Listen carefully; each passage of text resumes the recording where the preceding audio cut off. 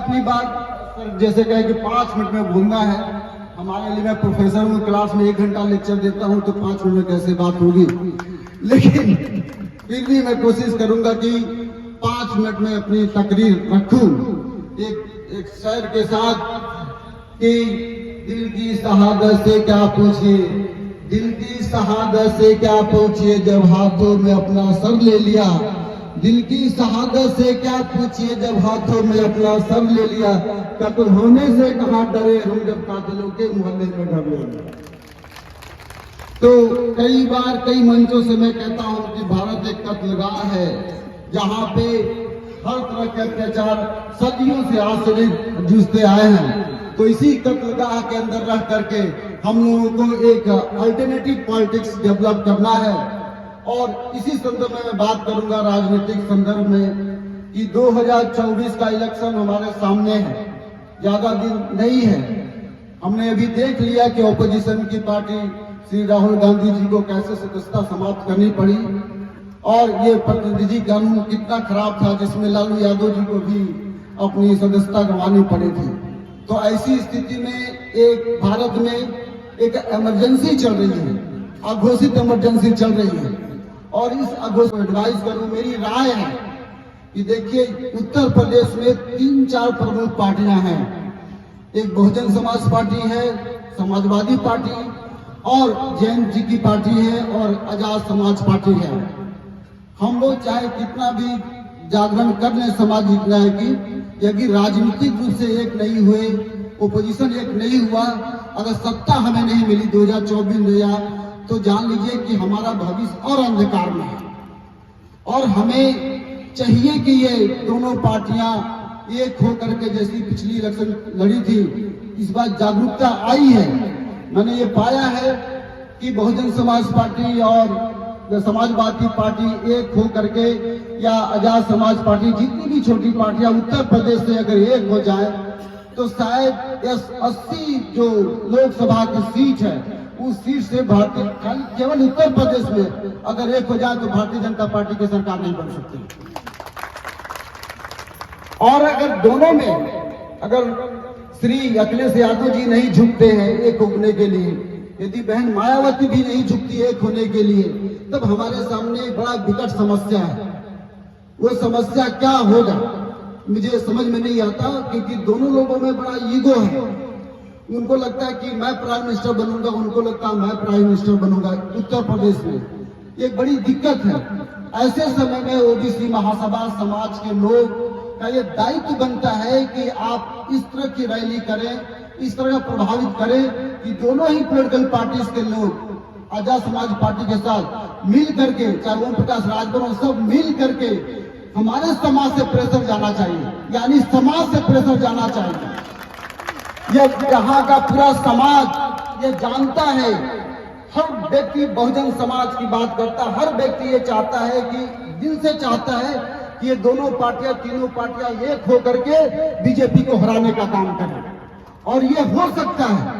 तो ओबीसी महासभा आप अगर ऐसी स्थिति में भी बात नहीं बनती, मान लीजिए कोई एक नहीं हो पाता है, अगर दोनों पार्टियां साथ में नहीं आती तो सत्ता तो शायद नहीं मिलेगी।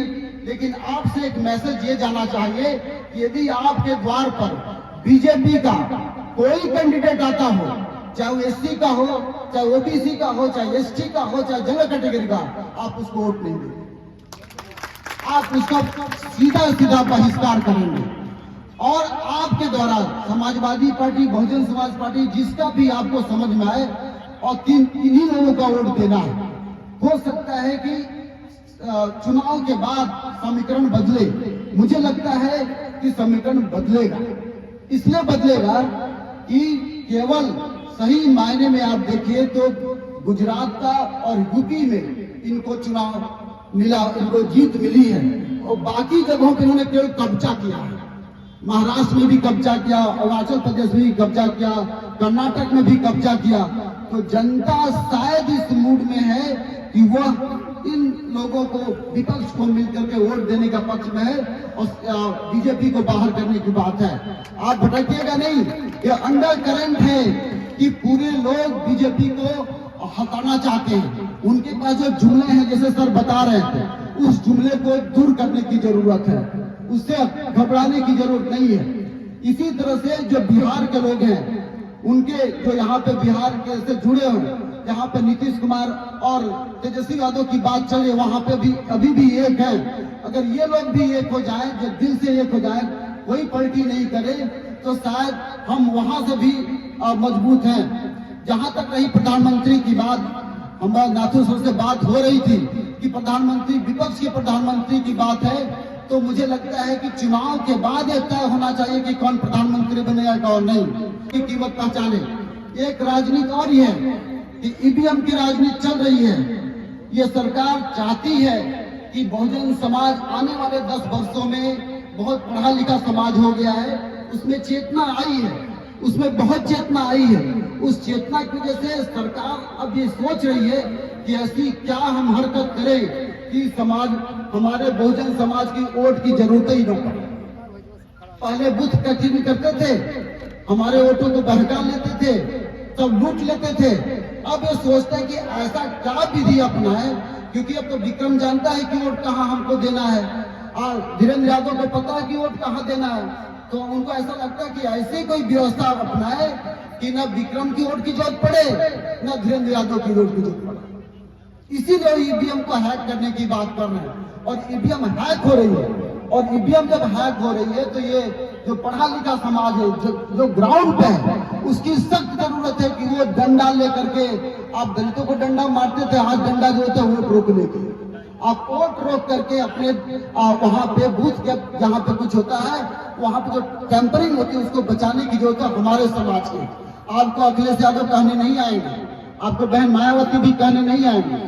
ये जरूरत है कि आप लोग इकट्ठा होकर के 2024 के इलेक्शन में अपने जो रीजनल पार्टी है उसको देश का प्राइम मिनिस्टर बनाए, ताकि सर ने कहा कि नाम न ले, सर ये कह रहे हैं कि समाज, ये समाज की बात है।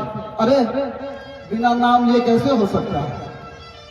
आप समाज की बात कर रहे हैं और हम कहेंगे पंडितों का नाम नहीं लें, रामचरितमानस का नाम नहीं, तुलसीदास की बात नहीं करें, तो कैसे जागरण होगा बताइए? बहुत जरूरी है कि आप खुलकर बात करें। देखिए, डरने का समय खत्म हो गया है, डरने का समय खत्म हो गया है। आप डरिए नहीं। क्या बीजेपी के लोग जब आते हैं तो क्या वो नाम नहीं लेते हैं? क्या वो बात नहीं करते हैं क्या? तो हम लोग 85% को डरे नाम लेकर के। मैं सरकारी नौकरी में, मुझे डर नहीं लग रहा, आपको डर लग रहा है? मैं गवर्नमेंट, सेंट्रल गवर्नमेंट की नौकरी में हूँ, मुझे डर नहीं लग रहा है, आपको डर लग। इसी डर का फायदा उठाया है बीजेपी ने, इसी डर का फायदा बीजेपी ने उठाया है। आप लोग डरिए नहीं, खुल के बात कीजिए। क्या होगा? 85% लोग हैं, एक मारे जाएगा, दूसरा पैदा होगा, तीसरा मारा जाएगा, लेकिन खून देने का समय आ गया है। आप खून देने से घबराइए नहीं। यदि आप समाज को खून नहीं देंगे तो आप जो परिवर्तन की बात कर रहे हैं, जैसे सर बात कर रहे हैं, तब परिवर्तन नहीं आएगा। और इसी वजह से सदियों से लेकर के आज तक उनका शासन कायम है। इसीलिए मैं बार बार क्रांति की बात करता हूँ। मैं कहता हूं कि जैसे फ्रांस में क्रांति हुई, चीन में क्रांति हुई, इंग्लैंड में क्रांति हुई, उस एक इतिहास मैं जल्दी समाप्त करूंगा। मैं इतिहासकार हूं, इसलिए इतिहास का एक व्यक्ति का नाम है नेपोलियन बोनापार्ट। नेपोलियन बोनापार्ट एक जमाने में न केवल फ्रांस बल्कि पूरा यूरोप पे कब्जा कर लिया था। जो भी हिस्ट्री के थोड़ा बहुत पढ़े लिखे छात्र होंगे वो जानते होंगे, सब कब्जा कर लिया। और क्या हुआ कि रूस और इंग्लैंड दोनों एक दूसरे के विरोधी थे, दोनों एक दूसरे के विरोधी थे। इधर से जर्मनी, उधर से प्रसा, वो भी एक दूसरे के विरोधी थे। लेकिन यूरोप के देशों ने यह समझा कि नेपोलियन बोनापार्ट को हटाने के लिए सबको एक होना जरूरी है, और सभी लोगों ने नेपोलियन बोनापार्ट को हराने के लिए वाटरलू के मैदान में एक साथ उसको हराया और तब जाकर सेंट हेलेना के द्वीप को भेजा। यह मैसेज है हिस्ट्री का कि आज सबको एक होने की जरूरत है। राजनीतिक रूप से हमारे नेता एक हो और सामाजिक रूप से बहुजन समाज एक हो। जब दोनों एक होंगे तब सामाजिक न्याय की बात आएगी। क्योंकि बार बार ये कहा जा रहा है, मैं एक बात और समाप्त, 2 मिनट लूंगा, एक चीज और मैं कहकर समाप्त करूंगा। कि आप लोग जैसे मैंने इलाहाबाद यूनिवर्सिटी में या पूरे भारत में जैसे मैं करता हूं, मैं सभी पढ़े लिखे लोगों से अनुरोध करूंगा कि आप कुछ देर के लिए समाजवादी पार्टी को भूल जाइए, बहुजन समाज पार्टी को भूल जाइए, किसी ग्रुप को भूल जाइए, लेकिन यहाँ पे जो इंडिविजुअल लोग आए हैं कम से वो तो रिफॉर्म कर सकते हैं। जैसे जो लोग ये पर्टिकुलर व्यक्ति वो अपने घर के अंदर की समस्या को दूर करते हैं। जैसे यहाँ पे बहुत से लोग आए होंगे कलावा पहन करके, इतनी गाड़ियां आई हैं, सबके गाड़ियों में लगभग भगवानों की मूर्ति लगी होगी। अगर आप सचमुच में ये चाहते हैं कि समाज आपसे शुरू हो तो आप अपना कलावा तोड़कर फेंक दीजिए और गाड़ियों से मूर्तियों का यहीं पे संस्कार कर दीजिए। तो ये इस तरह से शुरुआत होगी, छोटी छोटी बातों से। आप खुद शुरुआत कीजिए, जब आप खुद शुरुआत करेंगे तब परिवर्तन आएगा। मैंने किसी पार्टी पर ध्यान नहीं दिया, मैंने यूनिवर्सिटी में ये मुद्दा उठाया कि जाति के आधार पर नंबर दिए जाते हैं और हमको इस वजह से 800 को नोटिस मिला।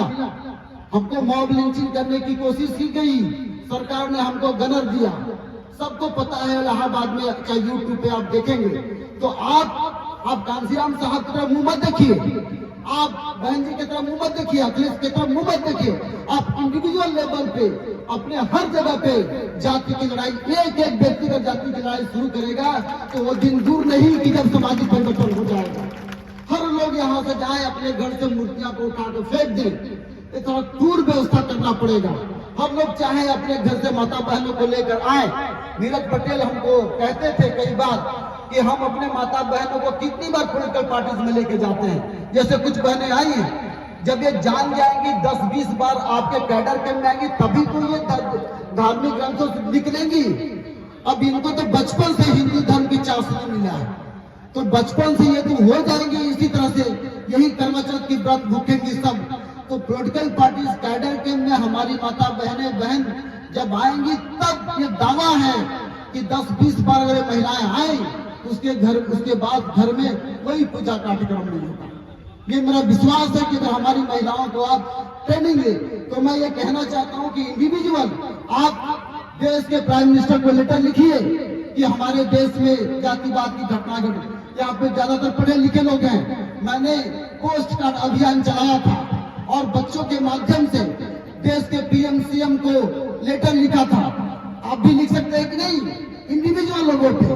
तो आप सबको ज्यादा सोचिए कि एक 50 पैसा लगता है पोस्ट कार्ड में, आप लिखिए कि इस देश में जातिवाद हो रहा है, यहाँ पे फांसी की हत्या हुई, प्राइम मिनिस्टर साहब आप क्या कर रहे हैं। अगर ऐसा लेटर एससी कमीशन को लिखा जाए, शिक्षा मंत्रालय को लिखा जाए तो न जाने कितना ये बाढ़ आ जाएगी।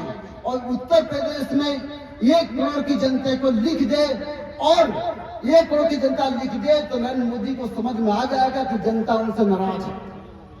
आप छोटी छोटी काम कीजिए। मैं श्रीलंका के एग्जाम्पल देना चाहता हूं कि सोचता हूं कि राजनीतिक पार्टी अगर नाखुश हो चुकी है तो जनता जैसे श्रीलंका के कार्यालय को घेर लिया था, प्राइम मिनिस्टर को मजबूर कर दिया था भागने के लिए, उसी तरह से ओबीसी महासभा देश का पार्लियामेंट को जाकर घेर ले 10 दिन तक।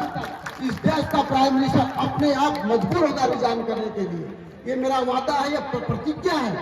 आप अगर पॉलिटिकल पार्टी नहीं एक हो रही है, अगर विपक्ष एक नहीं हो रहा तो मैं ओबीसी महासभा से, एससी की महासभा से, उत्तर प्रदेश, बिहार, बंगाल सभी जगहों से बहुजन समाज के लिए एक होने का ये बता रहा हूँ, का आह्वान कर रहा हूँ कि आप सभी लोग एक दिन बनाइए, एक तारीख बनाइए और 10 दिन तक देश के पार्लियामेंट को घेर लीजिए, पीएमओ के ऑफिस को घेर लीजिए। मैं दावे से कह रहा हूं इस प्राइम मिनिस्टर को रिजाइन करना पड़ेगा। और चूंकि समय बार बार कम हो चुका है, मैं अपनी बात इसी से समाप्त करूंगा कि साथियों, हमारे जितने भी महापुरुष हैं उनके सपना पूरा करने का समय आ गया है। आप डरिए नहीं, अपना खून देने को तैयार रहिए और मरने से घबराइए नहीं। एक दिन तो मरना है। अवतार सिंह सिंधु पास कहते हैं कि सबसे खतरनाक होता है अपने सपने का मर जाना। हमारा सपना अगर सामाजिक परिवर्तन है तो आप मरने से घबराइए नहीं, गोली खाने से भी नहीं घबराइए। एक दिन मरना है, लेकिन मरेंगे तो अमर होकर मरेंगे, मरेंगे तो अमर होकर मरेंगे, बुजुर्गों की तरह नहीं मरेंगे। इसके साथ ही अपनी बात में समाप्त करता हूँ। जय भीम, जय भारत।